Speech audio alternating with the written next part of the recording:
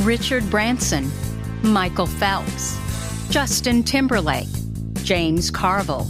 Wait a minute. Where are the women? Greta Gerwig, Lisa Ling, Audra McDonald, Simone Biles. That sounds like a list of highly successful titans in a variety of industries. They all have ADHD, but you don't hear much about that now, do you? You know what else you don't hear about? Are the 43% of people with ADHD who are in excellent mental health. Why aren't we talking about them and what they're doing right? I'm your host, Tracy Otsuka, and that's exactly what we do here. I'm a lawyer, not a doctor, a lifelong student, and now the author of my new book, ADHD for Smartass Women. I'm also a certified ADHD coach and the creator of Your ADHD Brain is A-OK, a patented system that helps ADHD women just like you get unstuck and fall in love with their brilliant brains.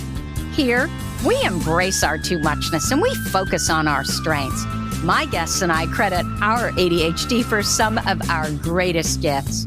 And to those who still think they're too much, too impulsive, too scattered, too disorganized, I say, no one ever made a difference by being too little.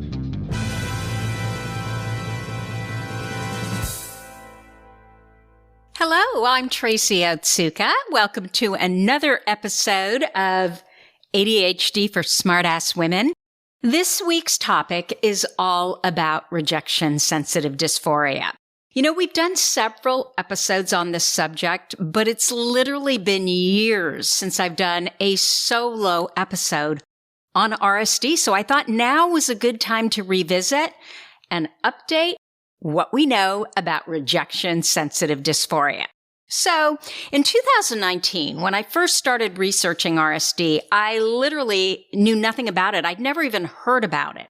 But it slowly became the most requested podcast topic among the women in my big 100,000 person Facebook group. Even among those who were diagnosed who knew they had ADHD, emotion was not something they ever heard of because it wasn't part of the DSM-5 symptoms for ADHD. So women would say that they didn't even know that big emotions or emotional dysregulation was actually a part of ADHD, but it definitely is. In fact, in the European Union, emotional dysregulation is actually used as one of the factors to diagnose ADHD. You should also know that not everyone struggles with rejection-sensitive dysphoria. I definitely have some of these RSD symptoms, but they're so minor that I know it would not qualify as RSD. But this is the deal. It's not that we experience more emotion. So when we have ADHD, I should say, it's not that we experience more emotion than your typical person. It's that we feel more emotion. So something will happen in our life and we're just overtaken with emotion, and we struggle to not let the emotion prevent us from moving forward and doing what we need to do. In other words, we become paralyzed by the emotion, right? We become overwhelmed with what we need to get done. We don't know where to start, so we just shut down, and this often looks like procrastination. So why isn't emotion or RSD mentioned in the DSM-5? Well, number one, it can't be measured. And when you think of diagnostic criteria, that's for researchers, not patients. And so if it can't be measured, of course, it can't be published in research. When we talk about emotion, so much of what ADHD women experience is actually hidden, right? We rarely come out and talk about it. So how would you measure the emotion? Even if we talked about it, there still would be a struggle on that question around, well, how do you measure that emotion? It's very subjective. Regardless, every ADHD expert believes that emotion needs to be added to the DSM. In understanding emotion and ADHD, let's back up a little bit and talk about 3 types of mood challenges that are common with ADHD. 2 of them are associated with a number of other conditions, but one is associated exclusively with ADHD, and that's RSD. But first, let's talk about number 1. The first mood challenge would be overreaction. You know, when we care, we really care. But all the other stuff, all the other times, yeah, not so much, right? Hypersensitivity is a common trait among people with ADHD. Those of us who are hypersensitive can be susceptible to physical stimuli like flashing lights, scratchy, itchy fabrics, loud noises. I personally have a very low startle reflex, or is it a high startle reflex? I'm never sure. But if someone walks up on me and I'm not prepared for it, I literally will jump. We also may struggle with emotional stimuli, like other people's feelings, human suffering, or I don't know if anyone can relate to this, but I can never see sad movies. And I've been like that since I was a kid. Researchers also believe that ADHD women are more likely to struggle with hypersensitivities like sensory overload, which occurs when we receive more input from our senses than our brains can process. You see, our ADHD brains don't filter information in the same way as most neurotypical brains. Just like we can impulsively blurt out, we may also have difficulty screening all this information that's coming at us all at the same time. And the problem is when everything feels important, we can end up paying attention to all of it, taking in everything with all of our senses, right? What we see, smell, touch, hear, and feel, as well as taking in other people's emotions. So it's no wonder that we can feel really overwhelmed. We may also struggle to distinguish between, what are the real dangerous threats that we really should pay attention to, and what are just minor problems that ultimately really don't matter. But keep in mind, I'm always looking for the positives, right? Taking in or feeling others' emotions, this is not always a bad thing, especially when we are aware that we do this. And this is exactly why many experts believe that people with ADHD are more empathetic than those without ADHD. Okay, so what's mood challenge number 2? Shame and guilt. This is a bad one. Study out of Harvard, published probably more than 20 years ago, found that those of us with ADHD, especially those who struggle in school, receive at least 20,000 more critical messages by their 12th birthday than those without ADHD. Look, if you grow up with this feeling that you're defective, that everything is wrong with you, that you're stupid, that you can't do anything right, it's very hard to develop a positive self-concept. A lot of women with ADHD grow up and don't ever hear positive feedback. Just negative, right? They're too loud. They're not trying hard enough. They're not smart. They're too much. And the way our brains, all of our brains are programmed is that bad is stickier than good, right? We have this natural negativity bias. And we know that 5 positive things are needed to combat 1 negative thing. And so if all we hear is everything that's wrong with us, of course that leads to low self-esteem. What I have often been told when it comes to ADHD is that as a child, all you need is one adult who believes in you. And if you have that one adult who believes in you, this is instrumental in being successful with ADHD. So what's the third mood challenge in ADHD? And this is the one we're going to be talking about for the rest of this episode. That third mood challenge is rejection sensitive dysphoria.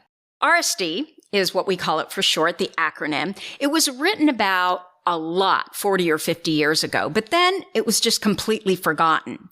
Paul Wender, the godfather, or he's often attributed as the godfather of ADHD, he felt you needed RSD to get the diagnosis of ADHD. But the way ADHD is diagnosed today, the DSM, as I mentioned, it doesn't even talk about emotion. It's literally ignored. So what is the definition of RSD? RSD, or rejection sensitive dysphoria, is the debilitating fear of rejection that sometimes is present with ADHD. This phrase was coined by Dr. William Dodson, who seems to be the expert that is always cited these days whenever RSD is discussed. I believe, I'm not sure if he still is, but he definitely was a board member of Attitude. He's a psychiatrist and was also on the faculty at Georgetown, and he worked with ADHD adults for decades. I believe he's since retired.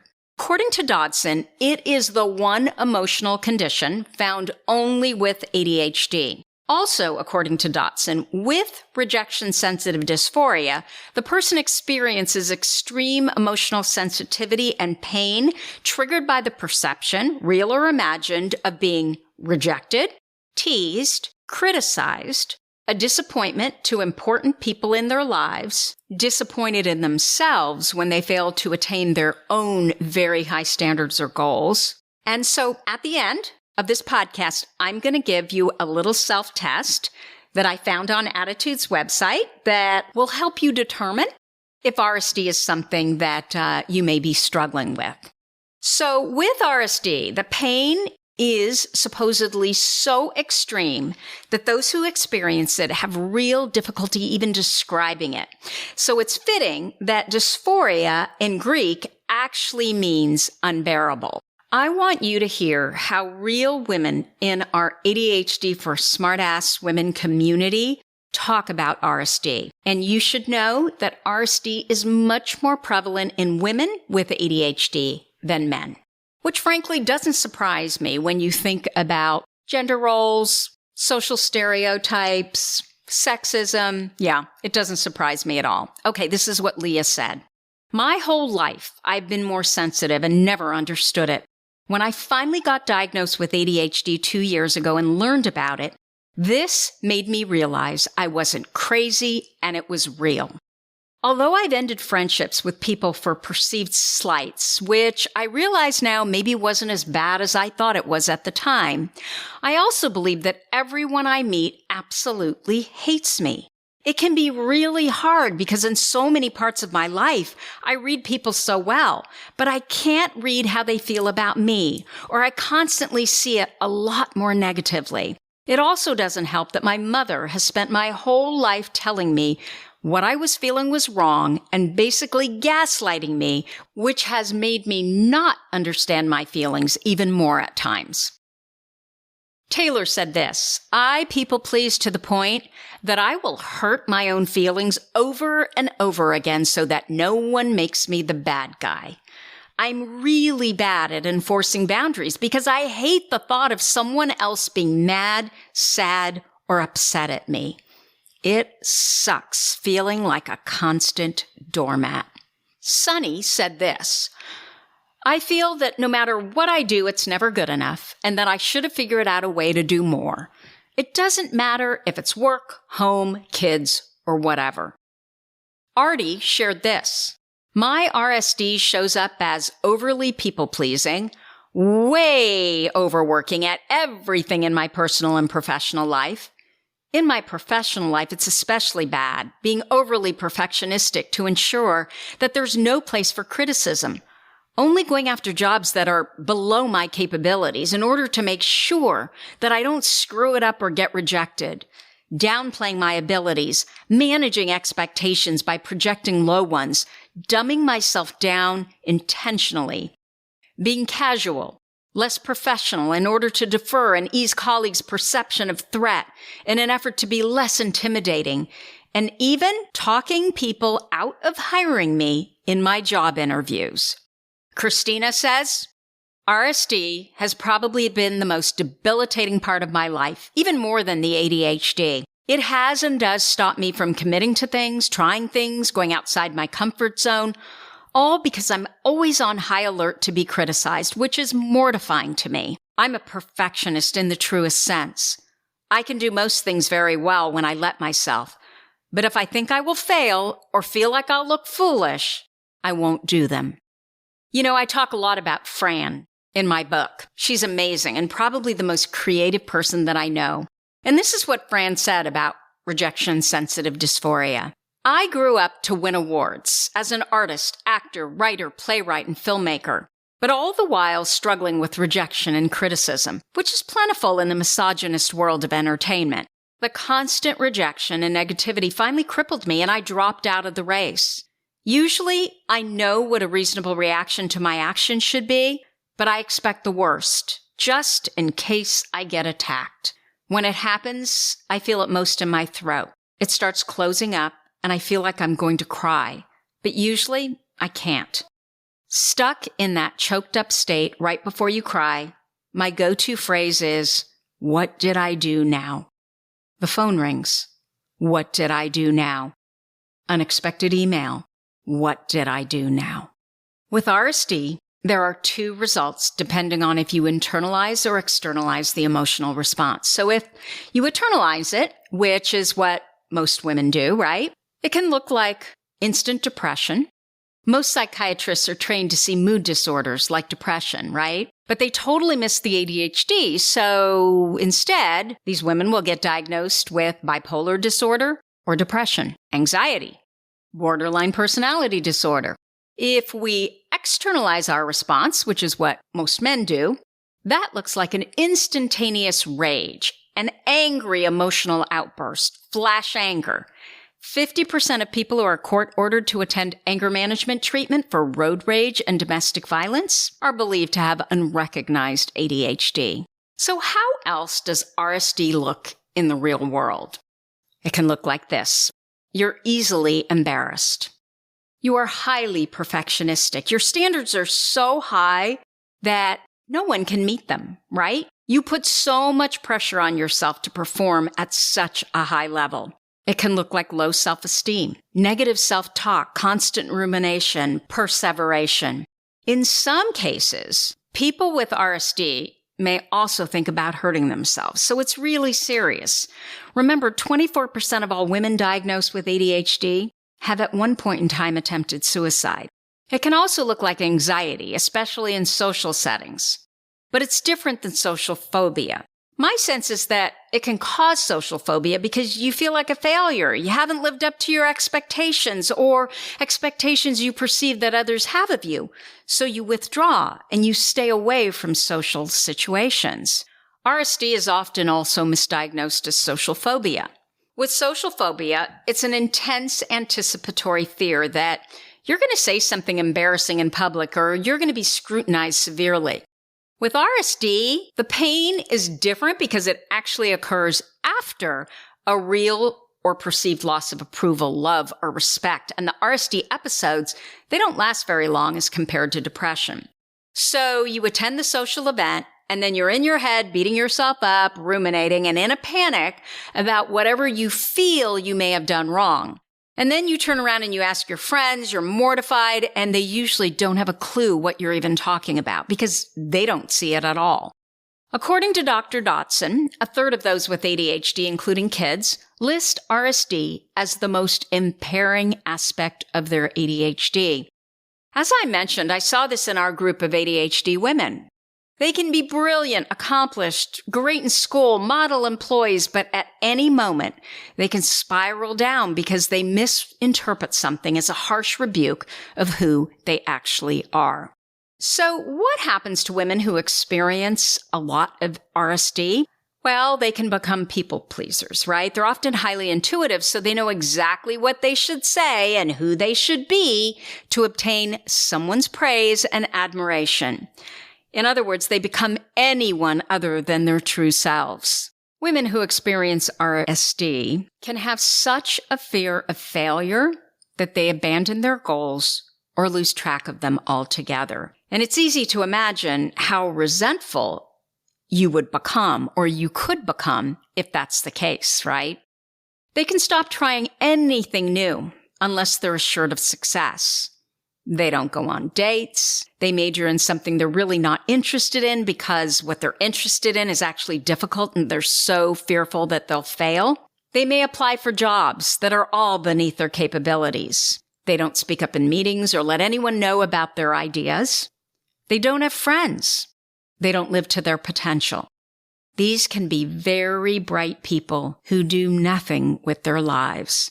And RSD can also really affect relationships. Look, if you think that people are rejecting you, and so then you start acting like they're rejecting you, you can imagine that they're actually going to start rejecting you, because who wants to be around all that negative emotion?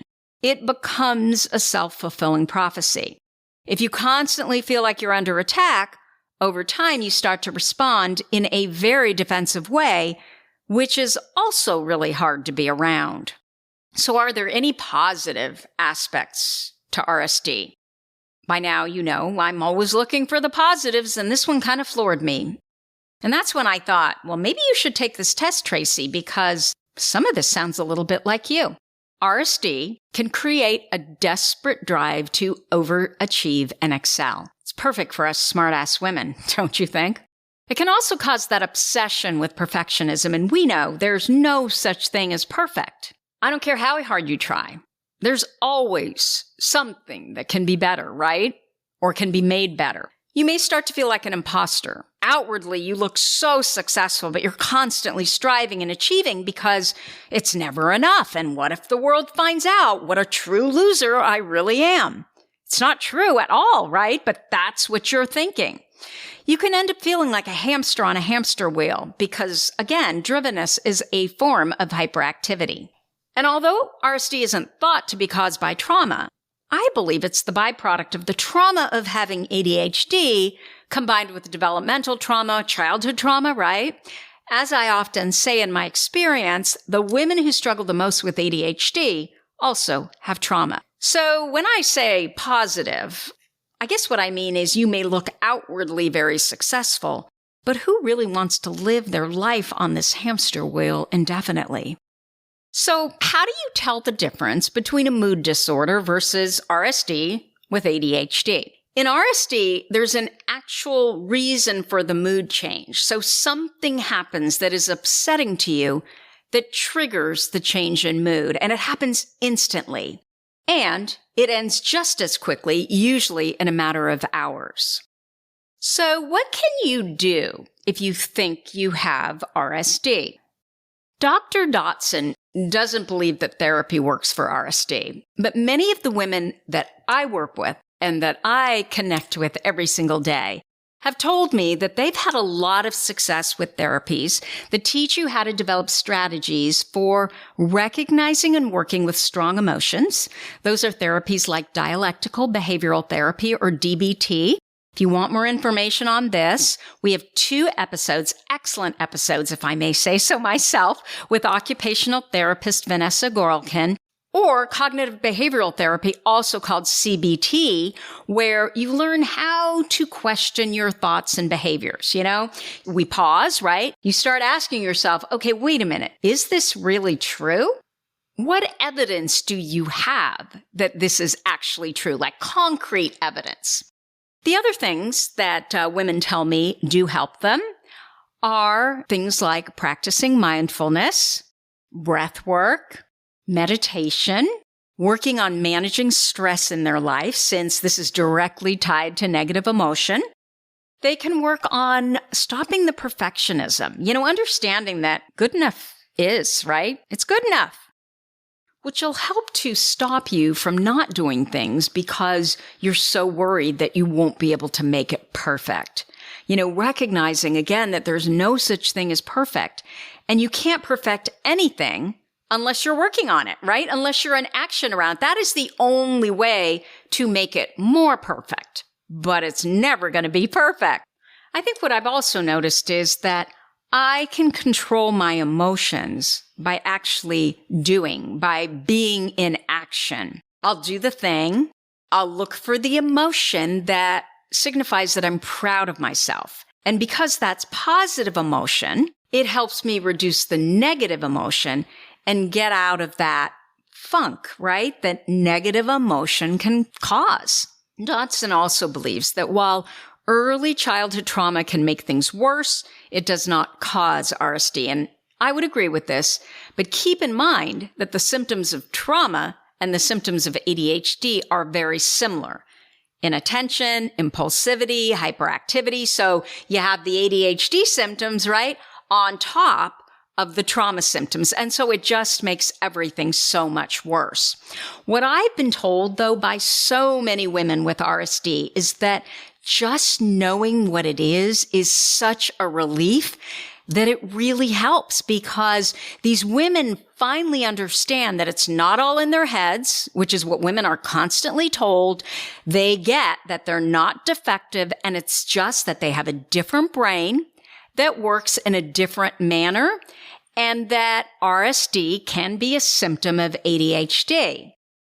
Think about it though. If ADHD kids already have a more sensitive nervous system, so they feel emotions more strongly than a neurotypical brain would, and then they've had all of these negative messages thrown at them at a rate that's much higher than a non-ADHD child, that 20,000 or more negative messages, right?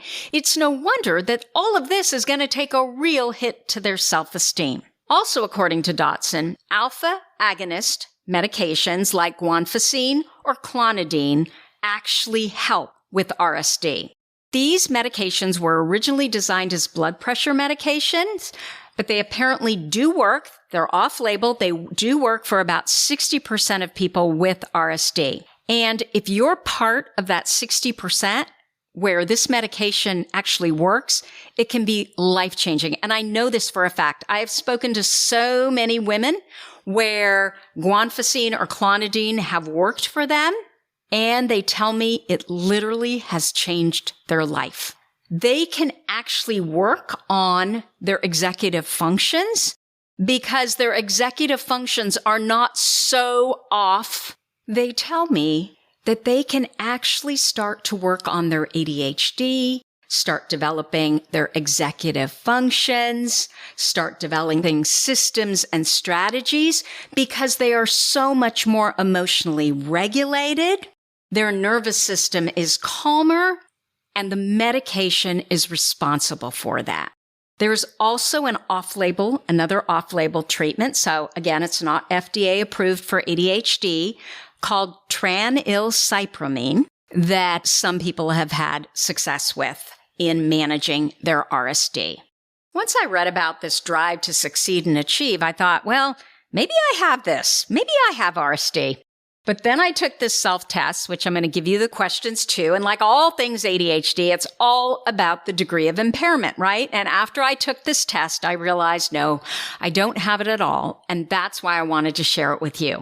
You know, it's so easy to think that we are so much more impaired, right, than someone without ADHD. And there's so much more than someone without ADHD can do that we can't. And it reminds me of what I heard a productivity coach say. Our brains are not meant to remember. Our brains are meant to think. And I get so much abuse for saying that, but I tell myself that every day, and it really makes me feel better. You know, we're not computers, right? We can't remember everything. And so when my working memory fails me, now I just sort of laugh at it and brush it off. And I'm very upfront about it. It's my working memory. I call them word holes, right? And so I think the more that we can understand how our brains work and maybe poke fun of the way our brains work and then move on to the next thing instead of ruminating and perseverating on that thing that isn't working, the better we're going to feel, the more positive emotion we're going to have in our life, the less negative emotion, the more emotionally regulated we're going to feel, the calmer our nervous system is going to be. So why the hell wouldn't we do that? So if you're wondering if you have RSD, here are some questions you might want to ask yourself. And again, this is a self-test from Attitude Magazine's website. I'm going to include the link to this self-test in our show notes. Question 1. Do you experience sudden intense bouts of rage when your feelings are hurt? And the answers are often or not often. Question 2. Do you experience sudden intense bouts of extreme sadness when you think you've been rejected or criticized? Question 3. Are you your own harshest critic? Question 4. Do you feel anxious in social situations because you assume that no one likes you? Question 5. Do you consider yourself a people pleaser, often going above and beyond to get on someone's good side? Question 6. Do you pass up opportunities or avoid starting projects because you're afraid you'll fail? Have you ever been called overly sensitive or a head case because of your strong emotional reactions? Question 8. Do you often dedicate more time than's necessary to a project or become perfectionistic to make sure your work has no mistakes and is above reproach? Question 9. Do you ever experience your emotions as a physical sensation, as though you've been punched in the chest or physically wounded? Question 10. Do you feel shame about the lack of control you have over your emotions? Question 11. Before you were diagnosed with ADHD, were you told you might have a mood disorder, bipolar disorder, borderline personality disorder? Question 12. Do you shy away from close relationships or romantic relationships because you worry that if people know the real you, they won't like you? Question 13. Do you assume the worst in commonplace interactions, worrying you will be fired every time your boss calls you into her office, for instance? Question 14. Do you think that you cannot go on feeling this way? Question 15. Do you avoid meeting new people or trying new things because your fear of rejection and criticism is so strong? So, that's what I have for you for this week. If you're really resonating with this subject, we have done a lot of episodes with our guests around RSD or Rejection Sensitive Dysphoria that I think can be really helpful. Again, once we know what it is and we understand a little bit better about how our brain works, everything gets better. As I've mentioned, everything I talked about will be in the show notes. You can find it all at ADHDforsmartwomen.com/podcast. As always, thank you for listening to the ADHD for Smartass Women podcast, and I will see you here, same time, same place next week. Until then, be brilliant.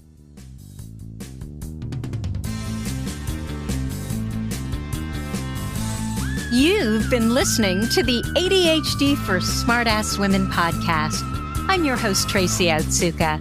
Join us at ADHDforsmartwomen.com, where you can find more information on my new book, ADHD for Smartass Women, and my patented Your ADHD Brain is A-OK system to help you get unstuck and fall in love with your brilliant brain.